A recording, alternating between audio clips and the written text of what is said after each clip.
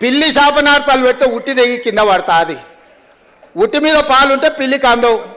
ఇక పిల్లి కింద కూర్చొని ఒకటే పైకి తలెత్తి శాపనార్థాలు పెట్టి నా ఉట్టి దిగిపడా ఆ కుండ వలిగిపోను, ఇది ఇట్లా జరగని అది అట్లా జరగని. పిల్లి శాపనార్థాలకు ఉట్టి దిగిపడుతుందా? లేకపోతే సిద్ధశెట్టి కింద కూర్చొని ఎవడన్నా మంత్రాలు చదివితే సితకాయలు రాలుతాయా? ఆయన కథ గట్లనే ఉంది.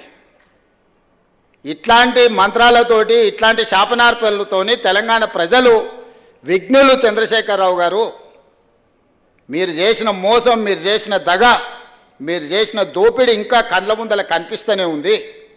నువ్వు కనిపించినావంటే ఆ గాయం పచ్చిగా మళ్ళీ ప్రజలకు గుర్తొస్తుంది.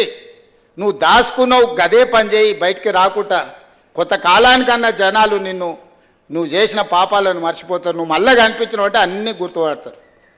మేం చెప్తానే ఉన్నాం, అవుల పోరలు ఆ పోరల్ని ఏందే అట్లిచ్చినావు ఊరి మీద కానీ చెప్పలే అసెంబ్లీలో. ఆయన గదే అన్నాడు ఆడ వేదిక మీద, ఈ పోరగాళ్ళని పిల్లల్ని పంపిస్తేనే వాళ్ళు చెప్పలేకపోతున్నారని. వాళ్ళ పిల్లలు అవల మాటలు మాట్లాడుతున్నారని నేను ఎప్పుడో చెప్పిన. అక్కడికి వచ్చే చదువు నేర్పు. దళితుని ముఖ్యమంత్రిని చేస్తాను మోసం చేస్తూ కనీసం ఆ దళితుని ప్రతిపక్ష నాయకుడినన్నా చెయ్యి. కనీసము అప్పుడు చేసిన మోపాలు కొన్నన్నా గడుక్కో. అంతే తప్ప ఆయన మాటలల్లా మళ్ళీ ముసుగు తోడుకొని రావాలనే ప్రయత్నం చేస్తుండు. కపట నాటక సూత్రధారి అని వెనకటికి చెప్పారు కదా, కపట నాటక సూత్రధారి మళ్ళీ బయలుదేరిండు. ప్రజలు అప్రమత్తంగా ఉండండి.